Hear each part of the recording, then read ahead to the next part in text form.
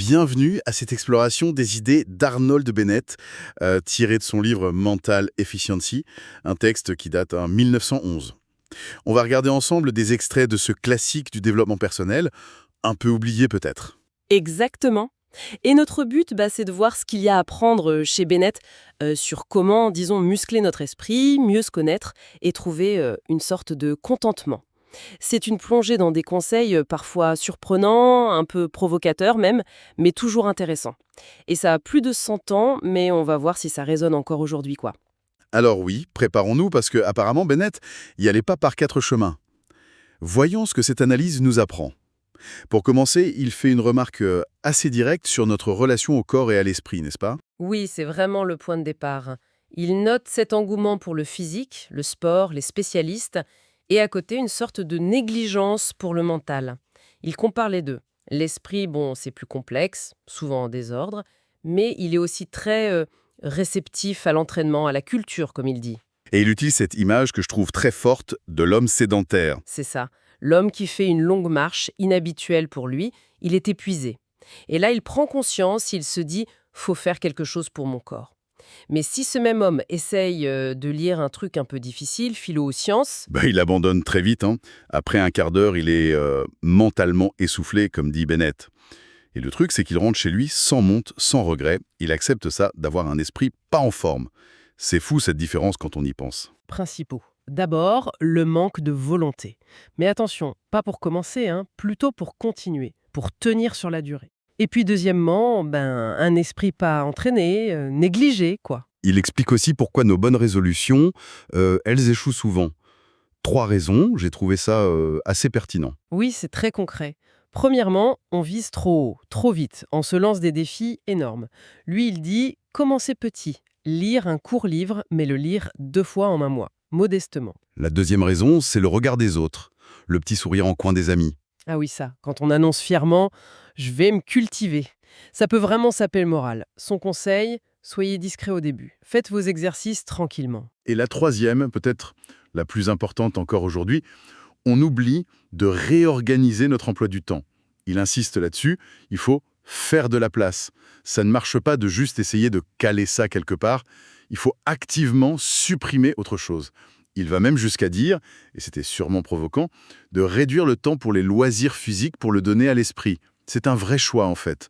On ne peut pas juste ajouter ça, il faut choisir, remplacer. Alors concrètement, comment on fait pour muscler cet esprit? Il parle d'exercice de gymnastique mentale. Oui, et il dit bien qu'il ne faut pas avoir cette fausse honte à faire des exercices qui semblent un peu basiques, un peu scolaires, par exemple, à apprendre par cœur. De la poésie, de la prose, il suggère 20 lignes par semaine pendant 6 mois. Le but principal, forcer la concentration. La discipliner. Un autre exercice, lire une page, n'importe quoi, la fermer et écrire tout de suite un résumé de mémoire. Juste 15 minutes par jour, pour entraîner la synthèse, la mémoire immédiate. Et ce qui est très frappant, c'est l'importance qu'il donne à l'écriture. Pour lui, c'est fondamental. Pas juste pour communiquer, mais pour penser, pour clarifier ses idées. Absolument. Il encourage toutes sortes d'écritures. Tenir un journal intime ou un journal d'observation sur le monde. Rédiger des petits essais. Prendre des notes sur ses lectures systématiquement. Et j'aime bien cette idée de faire ses propres anthologies, ses recueils de citations. C'est un excellent passe-temps pour une personne pensante, dit-il. L'acte d'écrire est vital. Et après l'écriture, il y a la pensée dirigée, la méditation, même s'il n'utilise pas toujours ce mot au début. Il cite un conférencier d'Oxford qui dit qu'il faut contrôler son cerveau, sortir de la passivité, de l'influence des émotions. Comment? En méditant chaque jour, même 10 minutes, sur des pensées élevées. Il mentionne le livre Thought Power d'Annie Besant. Et il précise bien son objectif à ce moment-là. Il ne veut pas nous dire quoi apprendre. Ça, c'est notre choix. Les papillons ou l'astronomie, peu importe. Mais comment développer l'efficacité mentale nécessaire pour pouvoir apprendre ce qu'on veut? Il nous donne la boîte à outils, en quelque sorte. C'est ça, préparer la machine avant de choisir la destination. C'est logique. Passons à un autre aspect. Se comprendre soi-même et comprendre les autres. Dans Expressing One's Individuality, Bennett nous dit un truc assez déstabilisant. Oui, il dit qu'en gros, on ne sait jamais vraiment quelle impression on fait. On ne se reconnaîtrait pas si on se croisait dans la rue. L'image que les autres ont de nous, elle se forme inconsciemment, chez eux, et chez nous aussi d'ailleurs. On projette des choses sans le vouloir, sans le savoir. C'est un peu angoissant, non? Et il ajoute que même nos meilleurs amis voient très bien nos défauts, même s'ils ne nous le disent pas toujours. Il parle d'un regard lucide, presque froid, qui existe à côté de l'affection, comme une mère qui voit les défauts de son enfant mais l'aime quand même. Et au milieu de tout ça, il met en avant une qualité qu'il juge essentielle, la décence fondamentale ou la bonté de cœur. Pour lui, c'est la base de l'amitié et ça va avec un esprit large, ouvert. Mais c'est là que ça devient intéressant. C'est son avis sur d'où vient cette qualité. Exactement. Il trouve ça scandaleux qu'on reproche aux gens de ne pas être bons. Pourquoi? Parce que pour lui, c'est inné. On ne décide pas d'être bon si on ne l'est pas au fond. Son image est forte, on ne cultive pas des violettes sur une ortie. C'est une vision assez déterministe finalement. Ça change notre façon de juger les gens, ça. Complètement. Sa conclusion est presque stoïque. Il faut apprendre à supporter les gens qui nous semblent méchants ou mesquins avec indulgence, parce qu'au fond, ils ne peuvent pas faire autrement.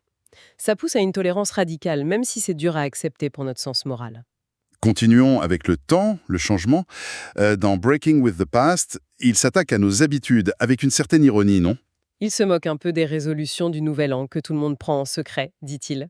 Oui, et il dit que la résolution la plus importante, c'est pas d'ajouter quelque chose, mais de rompre avec le passé. Pour lui, la vie, ça doit être un déni constant du passé. Sinon, on n'avance pas, on reste bloqué. Il est assez sévère d'ailleurs. Il critique le chagrin excessif qui déshonore le mort selon lui. Le remords, il trouve ça inutile, presque complaisant. Ce qui est fait est fait. Et il dénonce cette loyauté bête aux vieilles habitudes, le fameux « j'ai toujours fait comme ça ». Il raconte cette petite histoire drôle. Ah oui, l'homme qui ne voulait pas changer de forme de chapeau, parce qu'il avait toujours porté ce genre de chapeau. Sa femme a dû le forcer à essayer un autre style, et là il a réalisé que ce n'était pas la fin du monde, que c'était possible de changer.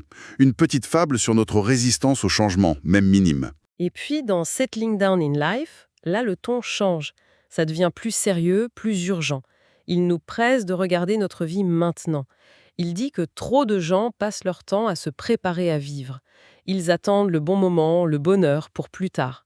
Ils ne font jamais l'inventaire de ce qu'ils ont déjà maintenant. Il imagine un serment où il dirait « Trouvez un équilibre, gardez l'espoir, l'ambition, d'accord, mais vivez maintenant ». Il essaie de casser cette illusion que demain sera forcément mieux, que l'herbe sera plus verte ailleurs. Le bonheur, pour lui, ça dépend surtout du tempérament, de l'état d'esprit actuel. C'est une critique assez forte, en fait, de cette manie qu'on a de toujours se projeter, au détriment du présent. Son conseil final est très direct. Installez-vous tout de suite dans la vie, prenez possession de votre existence maintenant. Ne la voyez pas comme une salle d'attente. C'est un message fort pour s'engager dans le présent.